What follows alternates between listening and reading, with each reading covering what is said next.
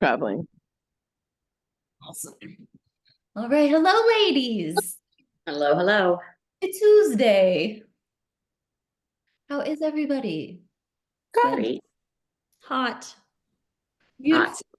Beautiful. Hot. Is it It's hot everywhere? It's humid, sticky.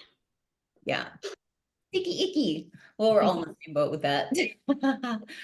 So, all right, let's start with some wins. So, at least one win that you've had this past week, and it doesn't have to be anything food or skill related. It can be any type of win in your life.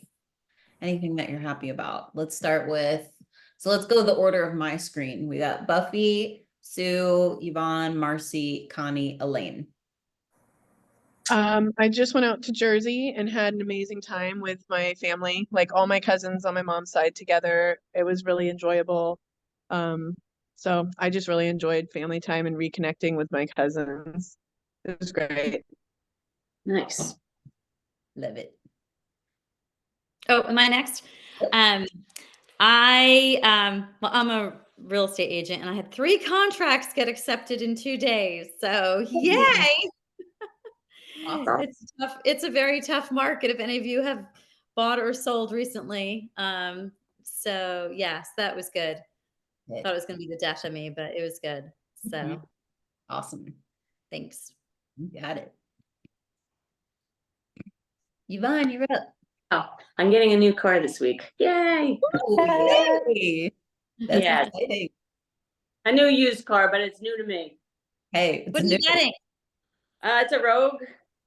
Nice. Those are It just- cute. It worked out well. Somebody's getting rid of it, and it worked out well for me. So Awesome. needed. That's awesome. Yes. Yeah. And I got new sneakers. Yeah. Oh, yay, so did I. Hey. Trust me, it's a huge difference when I get sneaks. So Love funny. it. Love it. I love new sneaks. That's like the best little joy. I Totally. I have real the Hilmas. I swear, I wore them one day, and like the next day, normally, my feet hurt when I wake up. They felt great today. Yay. Yeah, I think they're really good so far. We'll see how they go in the gym. That's I hope awesome. into the gym. That's all my wins. I just had a really good like family weekend. It was soccer tournaments for my 2 kids, and it was like made a vacation out of it. I did like a million water parks, a million rides, too much food and drink, but that's beside the point. And That's a but win. a lot of walking and just a lot of fun with the kids. Nice. Awesome. Let's see. Oh, Connie, you're next. You go after. Connie. Couldn't remember. I Oh, you're good.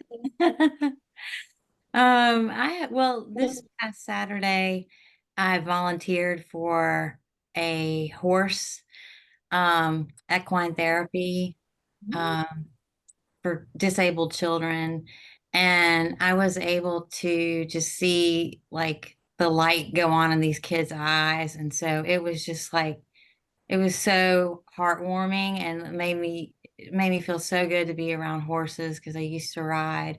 And so I'm going to be able to ride free with this lady on Saturdays. So I'm thrilled. So that's cool. That's awesome. That's awesome. Mhm.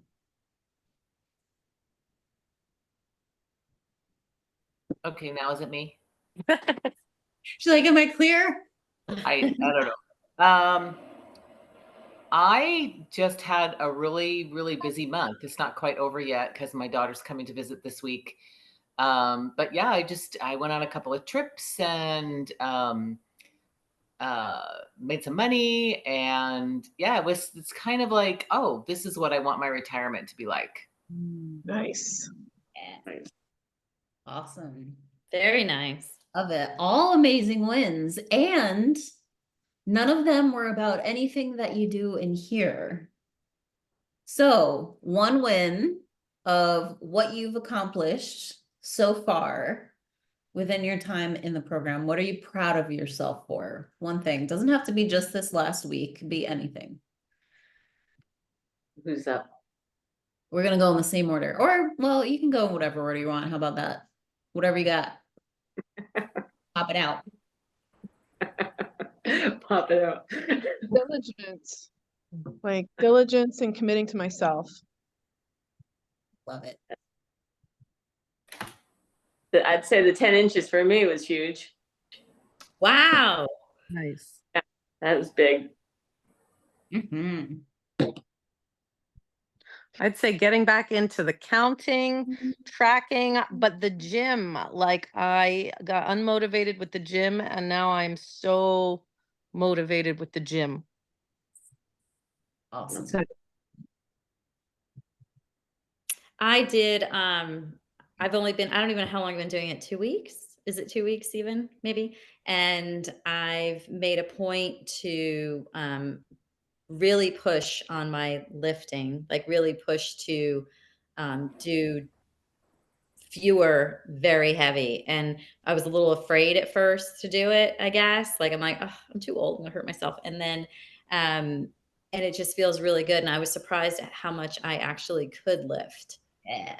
And then when I went to do it again, you know, on another body part, I realized how much stronger I'm becoming in a very short period of time. So that's pretty cool. Yay. Yes. I haven't given up, and I've been like this.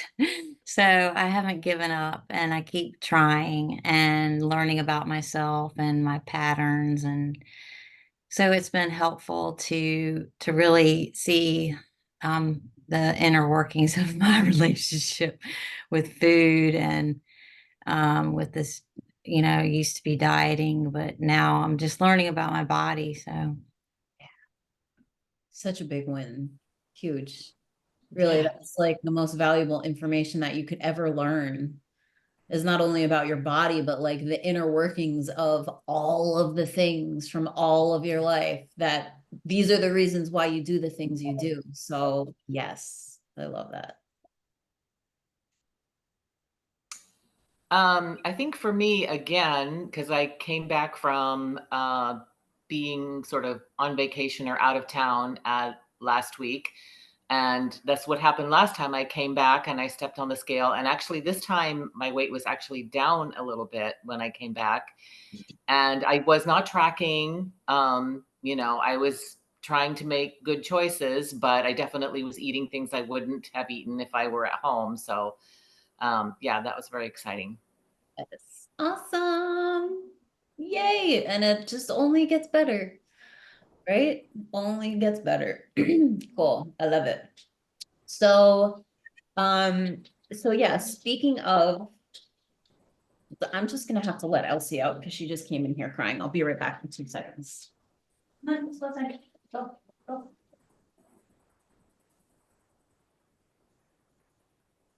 I'll Irish exit at 3 o'clock, just so everyone knows. If I drop off the call, it's because I have to be present on a different call. Irish. Or Wait, did you call that an Irish exit? Yeah, it's when you say nothing and you just kind of back out and leave and just don't say goodbye to anybody. I'm McCormick, I should know that. I know. Like, What is it that you say? I said I'm gonna make an Irish exit at 3 o'clock, so in case anyone wonders Oh. when I drop off. Like, I hate to leave like that, but I don't want to interrupt something, and I have a legal call that I have to review a claim on at 3. So I was like, if I drop off, just know that I had to leave for work. Irish exit. I love it. All right, so today we're going to talk about, it's called an upper limit problem. What is your upper limit problem? We all have upper limit problems, right? So in this, think of sometimes in your life where things were really good. And typically it's like, it can be all areas of your life, relationship, business, finances, whatever, right? Everything is like, yes. And then boom, something happens and you're like, what the fuck? Right? It kind of brings you back down. Right? Can you guys all think of at least a time like that? Huh. Where you had that experience? oh yeah. Like what? No, actually, my life has been rainbows and butterflies the whole entire time. I can't think of anything like that. Right. Yeah. Yeah. And so this can be, it can be, look, anytime that you feel that you've self-sabotaged, it can be, and today we're going to talk about like directly relating to what we're doing here, like with our body, right? With our health, with our body, with our results, with our food, with the workouts, all the things, right? Because really this journey, it's like when we master our belief systems and our stories and our programmings and our patterns that we have with all of this, it directly transfers to every other area of your life, right? Because it's really all related. Okay. So think of your upper limit. So your upper limit, you have basically this ceiling that has been created for you most times when you're a child.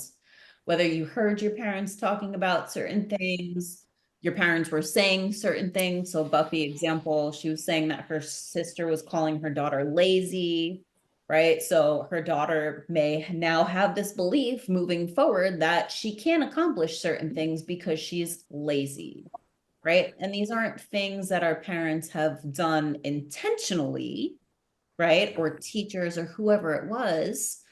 But as meaning makers, we create these things and we hold on to them. And a lot of times it's subconscious, right? We're not consciously like, oh, I feel really good. I need to make myself feel like shit now. Right? No, we don't do that. We want to feel good. Right. But this set point that we have these mechanisms that we use to bring us back down once we get past that upper limit, that threshold, right? We get past it, and then it's like we implement something that brings us back down. Okay. So if you have your journals, I want you to write down these 2 questions. Actually, we're going to go 3 questions. And these are something for you girls to like really just like let marinate in your mind, in your subconscious, and like just see what comes up. Something may come to you right away, something may not, maybe a few days. So the first one is, am I willing to increase the amount of time my whole life goes well?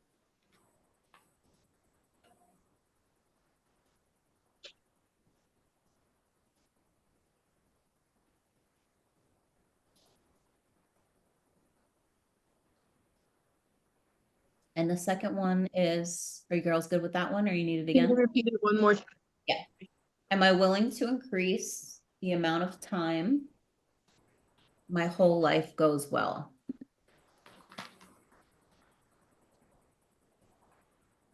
And the second one is, am I willing to feel good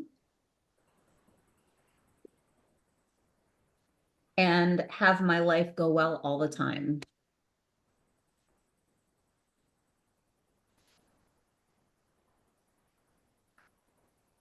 I'm putting it in the chat too.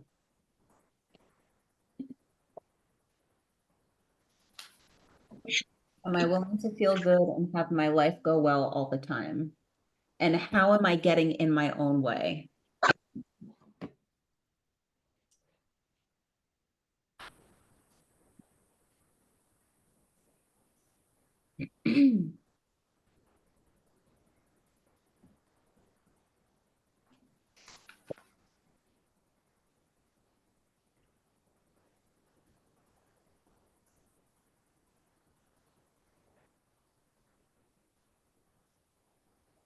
Okay. Everyone good on the questions? Cool. Okay, so here's a couple different examples of how this shows up, how this has shown up in other people's lives. Okay. So see if any of these scenarios sound familiar to you. You make a big financial surge forward, such as a big stock market win or something else that causes a meaningful financial change. Almost before you've had a chance to celebrate, an argument or an illness or some other negative occurrence throws a wet blanket on the good feelings. That's one. There's another. You're feeling close to your love partner. Perhaps you're sitting together quietly, sipping a glass of your favorite wine. Seemingly out of nowhere, an argument sparks into flame. The close feelings disappear. You're embroiled in a conflict that stretches into hours or maybe even days. And here's another. You're sitting alone in your office or in your living room. You feel happy and at ease. Suddenly, your mind swerves and plunges into a stream of negative thoughts. Seconds later, you're obsessing about the awful condition of the world or focusing on dreadful colors of your carpets. Definitely carpets. Do any of those resonate with you?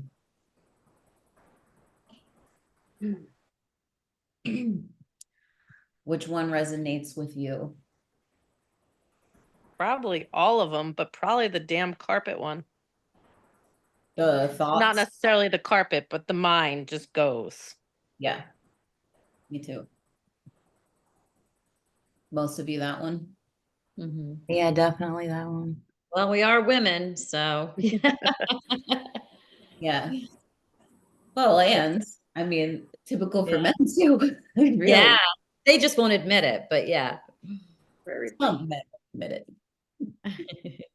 Okay, so there's really like four different barriers that you can have, right, with this upper limit, and they so these basically are the reasons why you have certain mechanisms show up to kind of pull you back down, right? So the first barrier, and again, like, which one resonates with you? And sometimes it's more than one, right? Some people have 2 or 3. Most people don't have 4, but you definitely have 1, if not 2.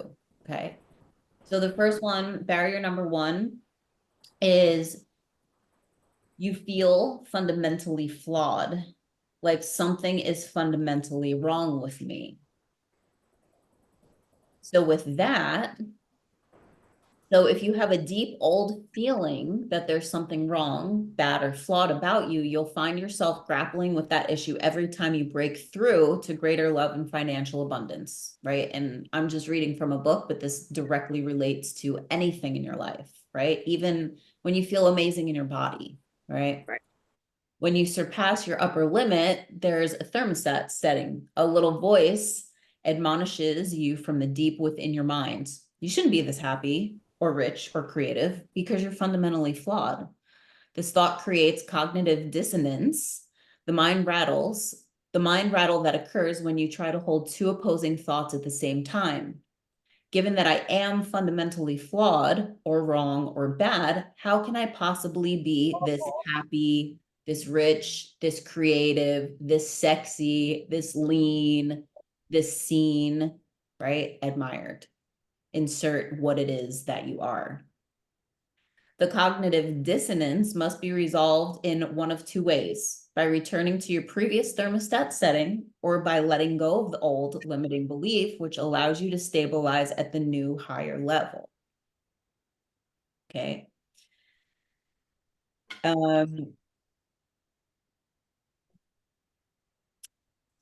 Anyone resonate with that one? I mean, I think like when, I have bad feelings of like what, I mean, it may not, I don't know if this is even what you're talking about, but like you feel bad about something about your body. And I've heard things about my legs being huge my entire life, and they really weren't. I look at pictures, I had like olive oil legs, but like not anymore. But like I never ever wear shorts or dresses ever because of it. Like it's just like always been in my head. My sister's the same way. And so do you have a belief That my legs, so that let my me ask, legs, so let me ask you this: can you ever have the legs that you desire? yes, I've had them Okay. years ago, out like crazy, but like I was okay wearing shorts, but I still did have that, like really, I still felt it, but I'm like, I mean, they can't get any better than like what I'm doing, like, I mean, they're my legs. Yeah. But no, So I effort in doing it, so I felt better about wearing shorts, but I really wore them just like maybe around my house, nothing, yeah. never out. So you may have a little bit of this, but I don't think it's so much of this. That's crazy. we'll see what else resonates with you. Okay. So the second one is disloyalty and abandonment. So basically it is, this would cause me to end up alone, be disloyal to my roots, or leave behind people from my past. Right? So, and we've talked about this before in like the self-sabotage way to, okay, well, what is the fear of getting to the results that you want? Is it severing connection with people? Are you not, eating out? Are you not having drinks with them? Are you using food as connection? Right? So that can show up in this way too. So Gotcha. with this one, really, it's, did I break the family's spoken or unspoken rules to get where I am? Even though I'm successful, did I fail to meet the expectations that my parents had of me? So a lot of times what happens is, if you grew up in a family that was overweight and you have the opposite result, you do something like this, there could be some of this there, right? So if you answered yes to either of these questions, you're likely to feel guilty later as you expand into more and more success. You're likely to feel at a deep and unconscious level that your quest for life of your own and success on your own terms has come at the cost of leaving behind your roots and being disloyal to those who loved you. The guilt you feel makes you put on the brakes, holding yourself back from ultimate success and keeping you from enjoying the success you already have. You follow breakthroughs of success with bouts of self-punishment. Anyone resonate with that one? I think food is always tricky because culturally we celebrate with food all the time. We gather with food, we socialize with food and drinks, and you don't want to make it taboo. It's not like, oh, it's bad, or you get judgmental, and I think sometimes it's received if you choose not to have something or partake in too much, or maybe have the dessert that I've a different with family more than anything. If I've opted to not participate in, the whatever fill in the blank food that's there, I don't make a big deal about it. I just don't have it. I don't say but it comes across that I'm judging, that I'm better, or that, and that makes it uncomfortable. When you're not going to try it, you're not going to, oh, why can't you have it? Why aren't you having it? And it's almost like you're baited to say, well, it's because I'm working out or I'm doing something. And this has been in the past in You're trying years. to eat healthy and saying your Yeah. food's not healthy. Yes. And I'm saying, oh, it's not good enough for you, or, something. And it isn't like, I don't judge anybody. It's just my own personal thing. And And like that also comes down to the person on the receiving end, if you want to call it that, that is putting that on you. yes. Right? They're not making it about you, they're making it about them. Yeah. Always. Right. Yeah. And at the same time, not knowing any of this stuff, we do take it as, okay, well, maybe there's a fear that I could be affecting this relationship in a negative way because I'm not eating this food, because I'm not having this drink with this person, right? Because I am doing something different than I've always done. Right. So it can absolutely show up like that unknowingly, right? But once we know about these things and we have, right, the tools to basically like dissolve them, that's the key for sure. Yeah. Okay. So the next one is believing more success brings a bigger burden. So with this one, an old belief that your burden can hold you back from expanding to your full capacity for success and enjoyment. If this belief has a grip on you, your upper limit mantra goes something like this: I can't expand to my highest potential because I'd be an even bigger burden than I am now. No. So with this, right? So this shows up for me also in ways of, well, like when I used to, when I first started like tracking, right? Be like, oh my God, like I'm tracking my food. My husband at the time would be like, what the fuck is taking you so long? Like, why do you have to weigh everything? Why can't we go eat there? Why can't you drink this? Why don't you want, right? You're such a pain in the ass. Right? And a lot of times it would show up when I was doing really good and be like, oh no, crash and burn, Right. right? Or like maybe reaching your goal, once you get to your goal, right? Am I going to be a burden because all of the things that it took me to get here, like, am I going to have to track? Am I going to have to do all these steps? Am I going to have to drink all this water? Am I going to, right? It's like, okay, how, like, right? Do any of you feel like that could possibly be a burden? If you think that you have to do that if you think that you have to do all the things in this program forever, does that feel like a burden? Fuck yeah. I don't, I guess it does, but really I'm getting used to it now, so I feel a little more comfortable. I was like, in the beginning, I was all scattered with like the scale and everything. What do you do, grams or cupfuls? I don't know. I know. Do you weigh cooked or uncooked? And Like doing the grams better than cups. Yes, absolutely. Yeah, and just putting that out there, you don't have to do all of this forever. Like you reach your goal and no, we're going to talk about that soon. But anyway, yeah, so that one, do any of you resonate with that one, believing more success brings bigger burden? Some yes, some no. Okay. And then number 4, the crime of outshining. So this one, the outshining barrier goes something like this. I must not expand to my full success because if I did, I would outshine blank and make him or her feel bad. And again, this doesn't just relate to body, it relates to really every area in life. Nope. I'm Nope. ready. I'm not wired that way. It's good. I'm ready.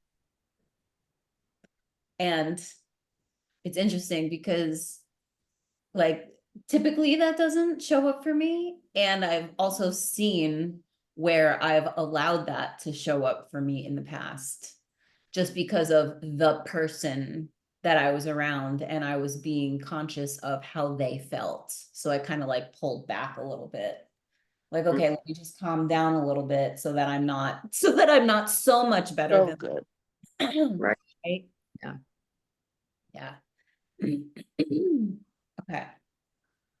So really the first step is becoming aware of the ones that you have, right? Your kind of your barriers, and then how they show up in your everyday life. Right? So curious, how many did you girls resonate with? 1, 2, 3. Huh? I would say one is definitely mine, but 2 and 3 also I could see. 2 for sure with like alcohol, like the friends that are like, come on, Mhm. celebrate with me. They always expected you to. And when you don't, it's kind of like, oh, you're not drinking on my birthday. Like I've heard this, like Mhm. this happens Right. all the time. Not so much with food, but I could also see it at like a birthday. You're supposed to, in like Portuguese culture, you're supposed to have a piece of that cake or it's bad luck. Like just, I've heard all Right. this, but I'm easily, I think people just in knowing the drinks are, people take that badly. Apparently in my circle, they do.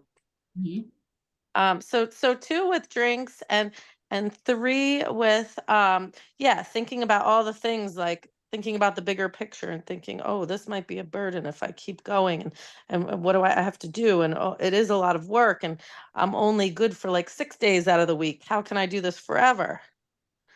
Or 5 days out of the week. But I think my first one, it boils down to like deserving to be happy for whatever reason. Like I don't deserve that. I think I've had anxiety, depression throughout my life. My father was a really douche growing up, and so I think that sticks with me. When I get too happy, something bad's gonna happen. Wow. Yeah. I can definitely relate to you when you say that. Pretty much everything Yeah. you just said. Good. Yeah, no, I do. I And hope I'm not the only one. no, I definitely can relate. And I'm just going to comment on the alcohol part of it because I think what we do to each other with alcohol, I mean, it starts when you're younger, right? And people are trying alcohol and you have to be cool and drink it. And now we're older and it kind of still has a little hint of that going on. And if you're out celebrating and somebody wants to drink and you don't drink, alcohol, whatever it is, it's always a little taboo, right? We're gonna drink, we're maybe have a little too much, you're gonna drive, whatever. It's just a little naughty. And the moment you go a little clean and say, I'm good not having it, I'm here, but I don't need to go there.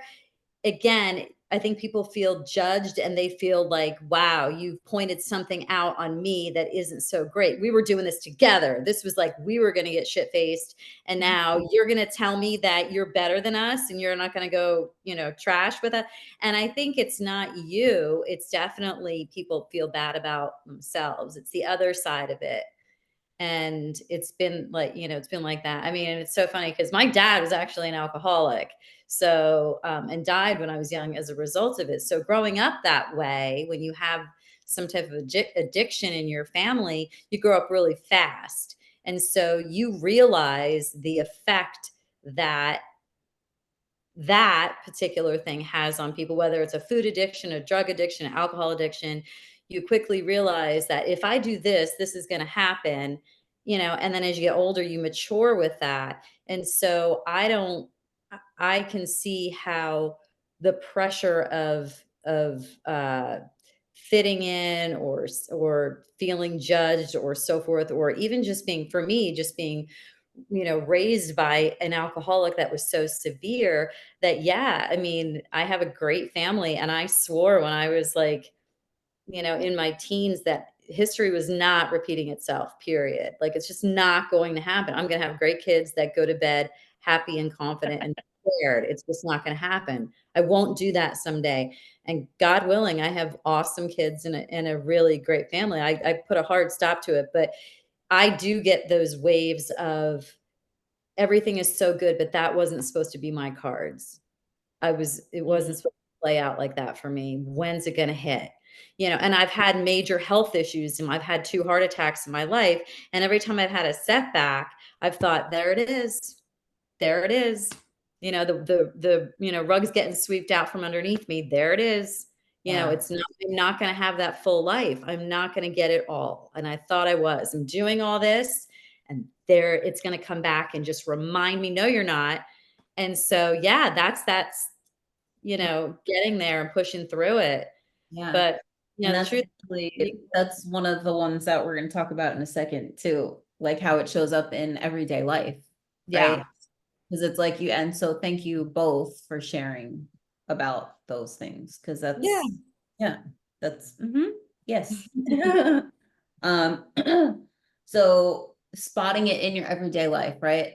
Number 1, worry, right? The first example, or one of the first examples, like, oh, I'm sitting there feeling amazing. And then all of a sudden my mind shifts to like, oh my God, what could be wrong? Well, what if this happens? And what if, right? And it's like, we get to this place of feeling so good, and then it hits, and then the brain is like, oh, no, not supposed to go there. Let's generate some bullshit that we can keep in there and keep feeding it, right? And when you sit on a worry thought, they just continue and continue and continue.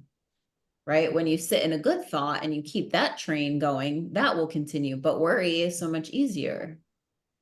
I think too, though, worry for a lot of people, if you grew up in a house that was unstable, you know, we're built, we are who our foundations are. So if you grew up and things were, you know, and everybody's perception of what's not good, you know, some people have it in other people's eyes as being great. Some people think it's devastating. But if you felt insecure and unsafe, you know, emotionally growing up, then you're comforted with, as crazy as it sounds, anxiety, because that's a familiar feeling. And so when things go good, you get that hard stop of, wait a minute, I need a reality check, because life's supposed to suck, right? So where is it? I'm watching, it's coming. But yeah, that's why I think some people, including myself, I can manage when things are kind of crazy, because I know crazy. I can understand that when things are good, I think I'm going to get blindsided, Mhm. which is a little crazy, which is crazy. Well, and so that's the thing, is that, yes, if you grow up in a household like that, or if you Yeah. grow up in any household, your dominant feeling is your drug. Yeah. Baseline. Once you veer off of that, you autocorrect and you go back to it. Yeah. Right. But having the awareness, you can absolutely shift that. You can shift anything once you have awareness, right? So worrying, right? So worrying is a sign that you're upper limiting. It's usually not a sign that you're thinking about something useful. The crucial sign that we're worrying unnecessarily is when we're worrying about something we have no control over. Worrying is only useful if it concerns a topic we can actually do something about, and if it leads to our taking positive action right away. All other worry is just upper limit noise designed by our unconscious to keep us safely within our zone of excellence or competence. Here's how it works. When things are going well for us, our upper limit mechanism kicks in and we suddenly start worrying about things going wrong in some way. We start justifying those worry thoughts with more worry thoughts, and then soon we're busily manufacturing scenarios of things falling apart, coming unglued, and devolving toward imminent doom. So with that, right, when you find yourself worrying, to diffuse it, you can ask yourself, is it a real possibility?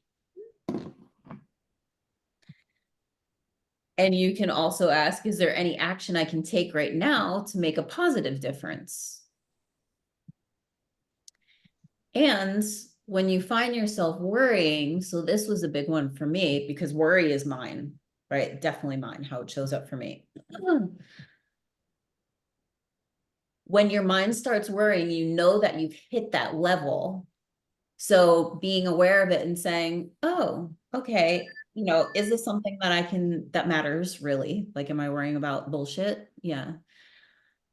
There's something better trying to come through, something higher, right? That's why I'm worrying. So allowing the worry to leave and allowing it to turn to that feeling of something better is trying to come in, right? I've hit here, so something better is coming, and sitting with that really good feeling. Does that make sense?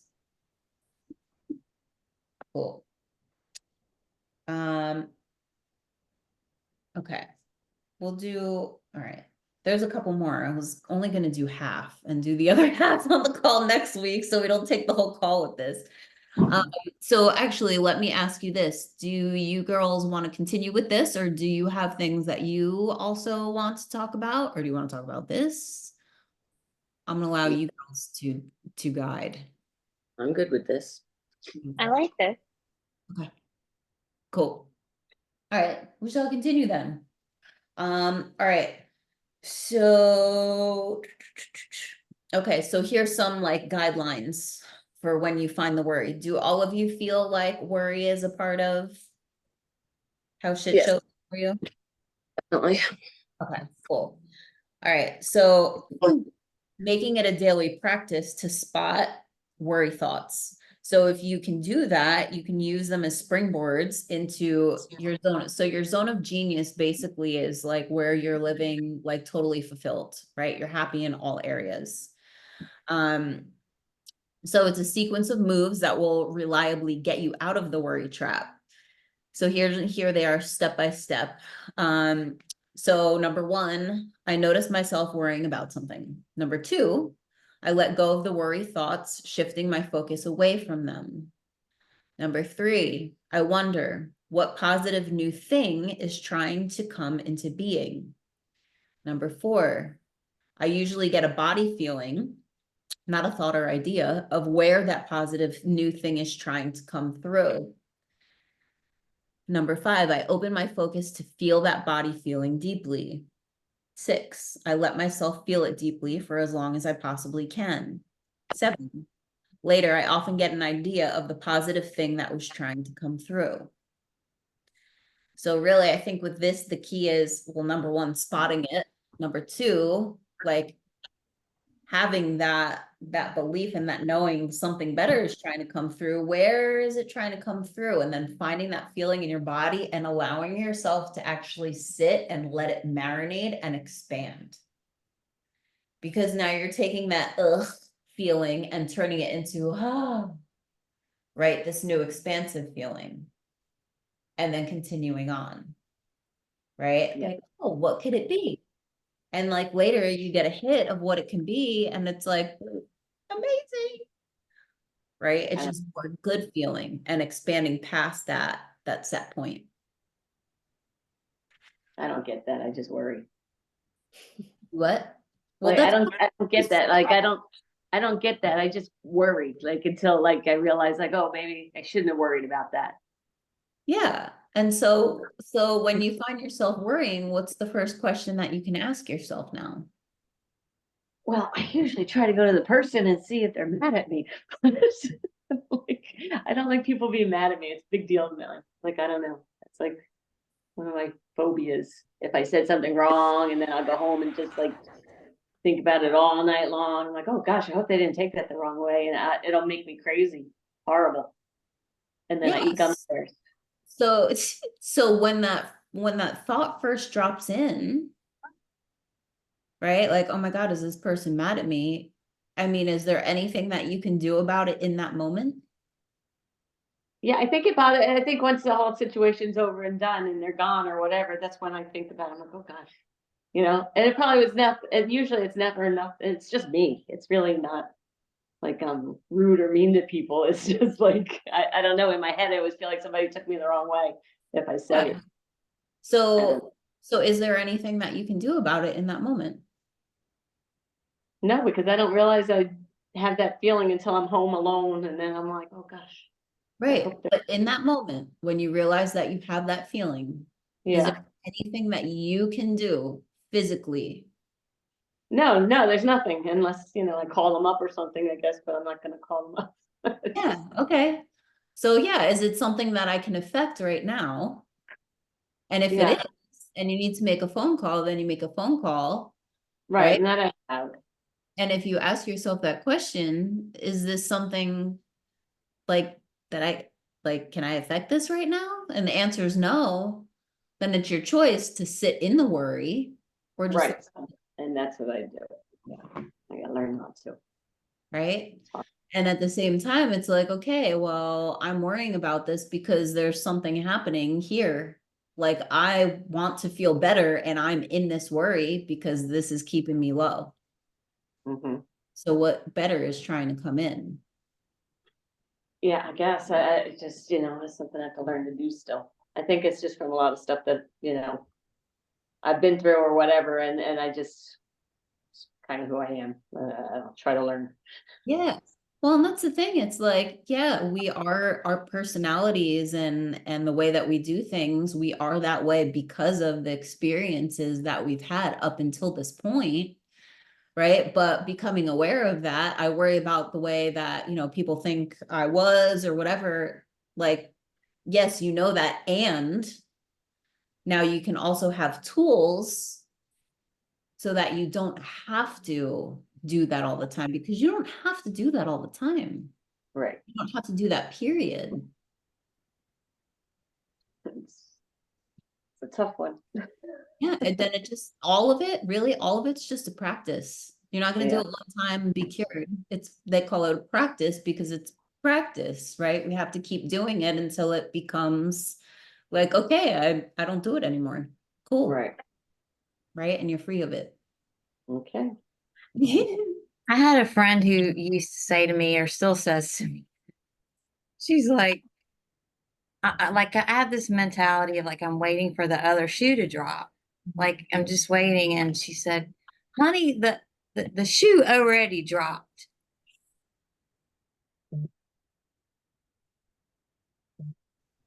Yeah, like it already happened. So like, in other words, like, what are you worrying about? There's no shoes hanging. They're all on the ground. Yeah. That's good. I'm gonna use that. What are you waiting for? Everything's on the ground. It's all landed. All right.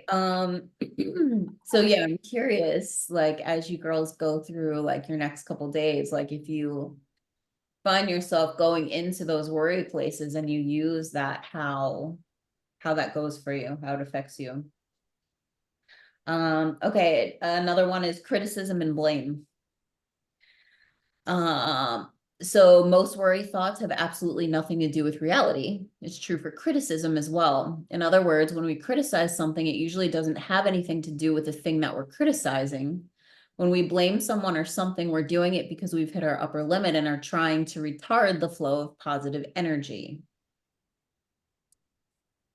I don't feel like I really need to go too deep into that one, but criticism and blame. So basically, so self-criticism and criticizing others are one and the same. In other words, self-blame is part of the same upper limit pattern as blaming someone else.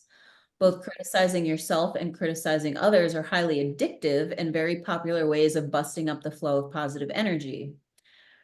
Remember earlier when I said worry is only useful if it concerns something real that you can do something about. Criticism works the same way. It's useful only if it's directed at a specific thing and produces a useful result. For example, if I'm standing on your toe in an elevator, go ahead and criticize me. It's useful, especially if it produces the result of liberating your toe from the tyranny of my shoe. Yeah. So with that, really the challenge is if you find that you criticize or blame yourself or others, because they are also highly addictive, and if you grew up in an environment like that, a lot of times it's a norm. So it is basically try and like quit it for 24 hours. So like, okay, tomorrow I'm not going to criticize anyone, criticize myself, or blame anyone, or blame myself for anything. And if it's an addiction, then it's going to be really, really, really hard to do that, right? But if it's an upper limit problem and you're aware of it, you'll be able to catch it and be like, oh, doing it again. Oh, doing it again, right? It's going to be a very different experience if it's an addiction. Do you girls feel like that shows up for you, criticism and blame? Or self-criticism, self-blame? No, I see it in my mom a lot. I mean, she used to be such a sweet lady. I mean, she's still sweet, but honestly, like how you said, it's like who you live with, you know. But she had a horrible husband, and that's why she lives with me now, because he passed away. But she is like a totally different person, and I see it, and I see all of him in her. Like I'm like, oh my God, everything I didn't like about Barry is in my mother now, and I'm like, oh. And trust me, I love my mom to death, but Yeah. I see a lot of similarities that she lived with every single day, because he was just nothing but not, you know, he was not nice. Yeah. So does That's she sad. do that? Does she criticize? Oh yeah, yeah. And then like there's a girl next door to me that she never comes out of the house or whatever. When she does, she'll sit by my mom. But then the first minute my mom comes in the house, she's like, "Oh, Mary did this." I'm like, "Mom, don't come in the house. Tell me all this stuff. I don't care. Like you're messing my cup of coffee up. I don't like it." So Yeah. oh, who's here? Hold on one sec. Hello. Oh, hey, you just scared me. Scared you back. Okay. All right. So the next one is deflecting. So deflecting, many of us crimp up the flow of positive energy by avoiding it altogether. The mechanism we use is what I call deflection. It's common that we almost take it for granted in human life. So think of how many times you've heard conversations like the following example of deflection. Joe, hey, you did a great job on that presentation. Jack, nah, I ran out of time and I had to leave out some of my best stuff. Joe, still, I noticed that people were really paying attention. Jack, I'm glad they weren't paying attention too close because they would have seen more places that I messed up. Deflection keeps the positive energy from landing, being received, and being acknowledged. Notice how simple and gracious it would be if Jack handled the moment in a different way, by receiving and acknowledging the positive energy instead of deflecting it. Joe, you did a great job on that presentation. Jack, thanks. I appreciate you for saying that. I'm glad it came across well because I felt bad about running out of time and leaving out some of my best stuff. Right? Do any of you girls feel like you deflect compliments? Do you really? I do it regularly, like on a regular basis. Like I have a friend who like is trying to put me on blackout from it. Like she's like, just shut up, just take in what I'm just take in what I'm saying. Like, can you just take it in and like put a muzzle on your mouth? Because I really mean what I'm saying. I'm not saying it just to bullshit you. Like if she gives me a compliment and I'll just be like, oh no, no, that's not real. Like, I don't think so. Yeah, that's a good friend. And So- it's almost like criticizing someone by giving you a compliment or giving me a compliment by saying, nah, this piece of shit, like I got it at Goodwill. Mm-hmm. And Kim, you do that too? Like I frequently? do. I think I'm getting better about it. I've consciously had to stop myself and just say thank you. But I'll just like, I guess I do it more in a way where like I'll deflect by turning it back on them, if that makes sense. Like if someone's giving me compliments or like focusing too much on me, I feel guilty or like I need to deflect and go back to focusing on them. So like, I don't know if that's similar. just today, oh my God, will you look, instead of receiving it and then giving it back? Yeah.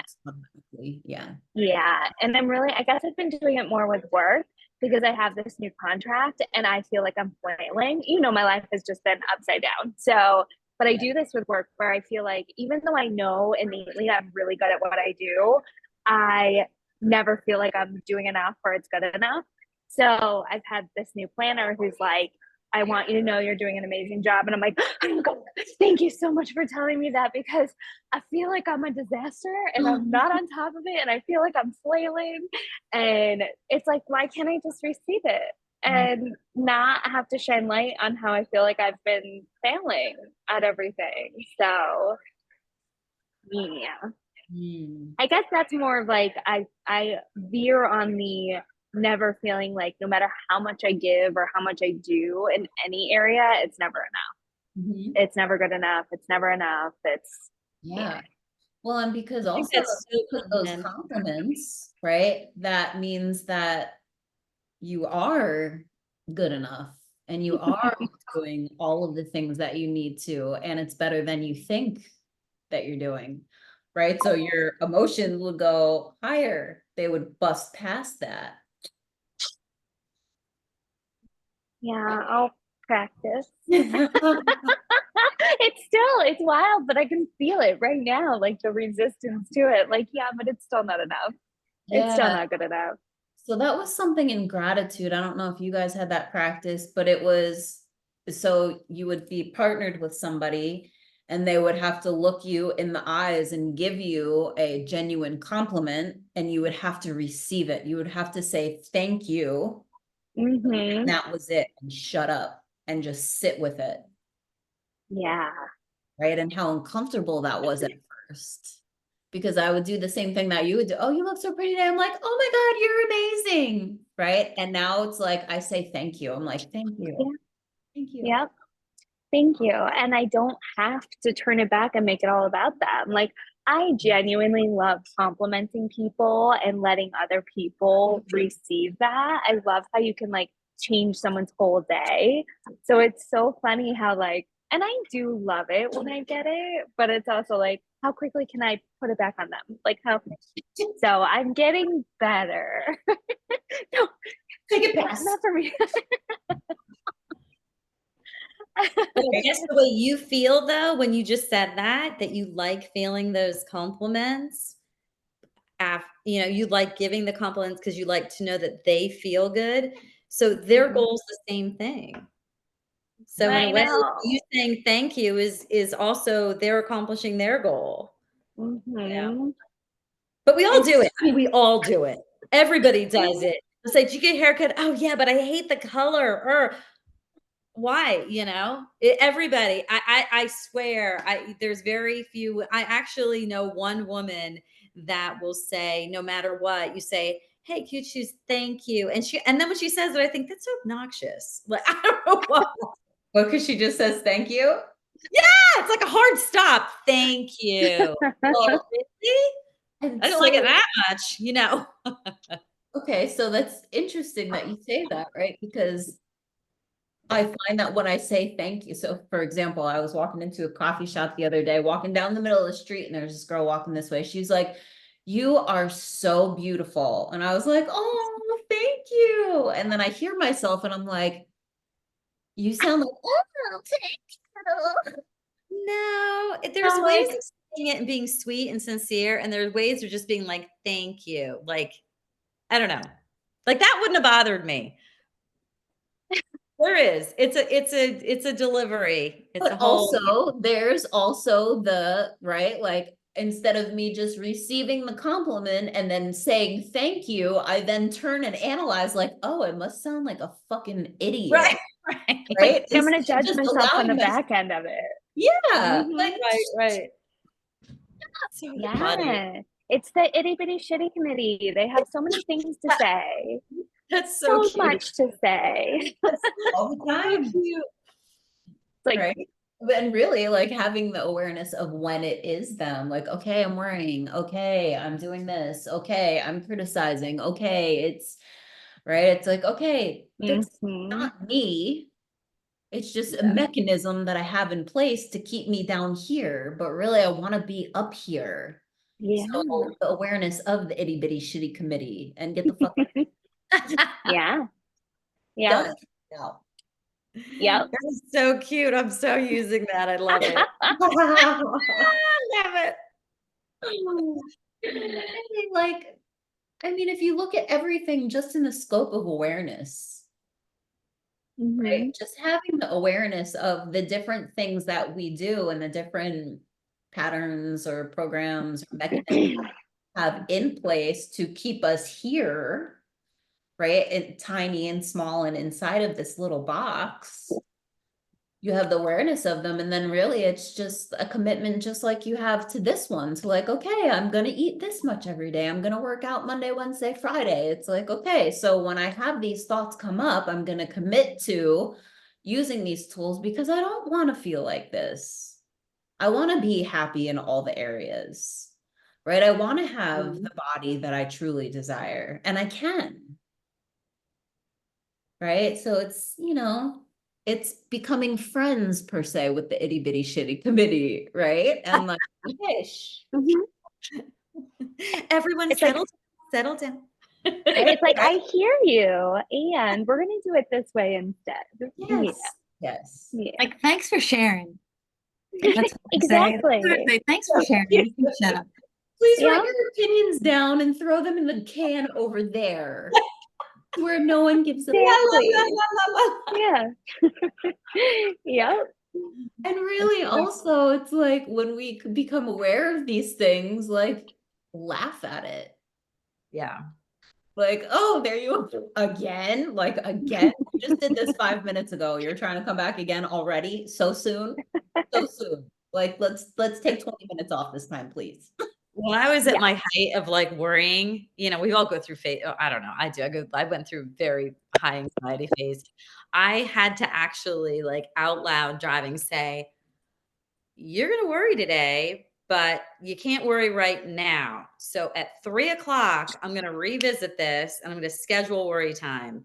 But now I have things I need to do. but I'm going to Yeah. come back to you. I mean, it was so stupid, but I used to tell myself that I'm going to give you a box to worry in, but it can't happen now because I have to get this stuff done. I don't have time for it. And then Oh, all it's of a so sudden, it just powerful. it's stupid. I mean, it's right. It's weird, but it actually works. If you like Mhm. designate time for your own little worry family to just Yeah. wait here. I'll come back to you. I'm not going to ignore you. I know you want to wreak havoc on me. You just can't do it right this second, you know?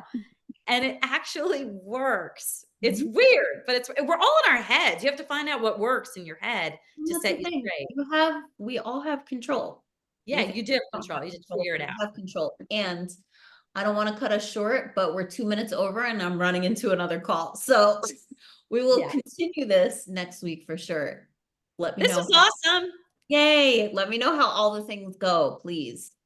We're in it together. Thank In the you. sauce together. Yes. Thank you. Bye, lady. All right, thank you. Bye, ladies. Everyone have a good day. You too. Bye.